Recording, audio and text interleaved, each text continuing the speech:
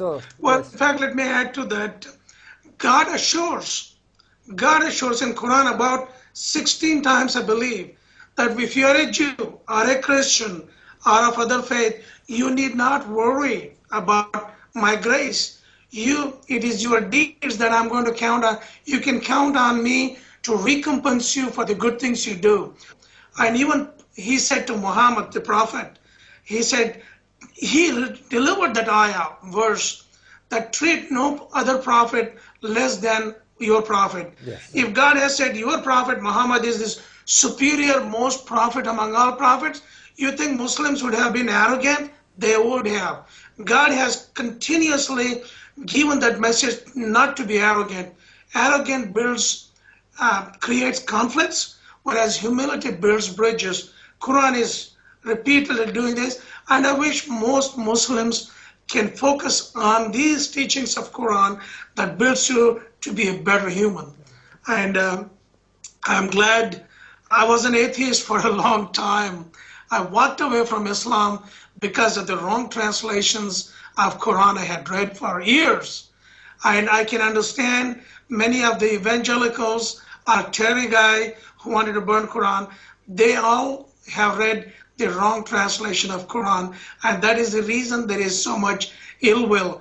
But we need, as Muslims, to let them know that there is a wrong translation, and there are 24 other translations of Quran in English that are right. One was translated during just before the Crusades, where the Christian kings were afraid of the Arabs invading them, so they hit them in the belt by mistranslating the Quran. If you heard the term Mohammedan cult, that was the first time that the phrase was coined in 1142 to frighten the Europeans that Mohammedan cult is a bad cult, they're going to come and slaughter you. So they got their subjects to be riled up against Muslims.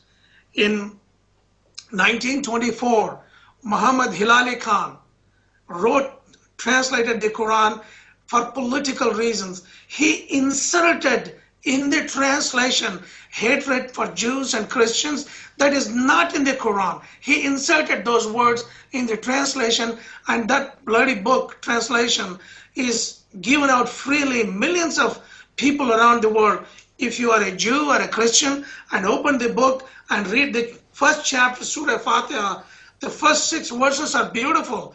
Everybody in the world will agree with. In the 7th verse, where it says, God help me walk the right path, not the path of those who did not earn your grace or who earned your anger. That's what it says in Arabic and 23 other translations. This Hilali Khan translation says, God help me walk the right path, not the path of those who earned your disgrace like the Christians or who earned your anger like the Jews. What would a Jew or a Christian think of Quran? God and Muslims, when he reads that, he will throw the book. He rightfully throws the book. I was reading those translations and I walked away from Islam and Quran for 30 years. But when I started finding the truth, I found out I cannot go with Islam by what Osama bin Laden says or what Hilali Khan says. I have to find the truth on my own, because on the day of judgment, my mother said, I will alone be responsible for my accounts. Neither my prophet, nor my teacher, nor my mother, my children's spouse will be there for me. Each one is busy with their own accountability. So if I am accountable for my action, I better find the truth myself. Indeed, in his last sermon, Prophet Muhammad, peace be upon him, he said, I'm leaving this book to you.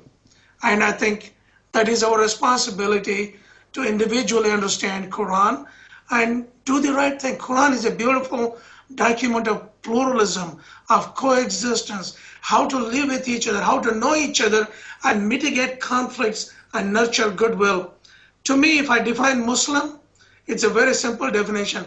A Muslim is someone who mitigates conflicts and nurtures goodwill.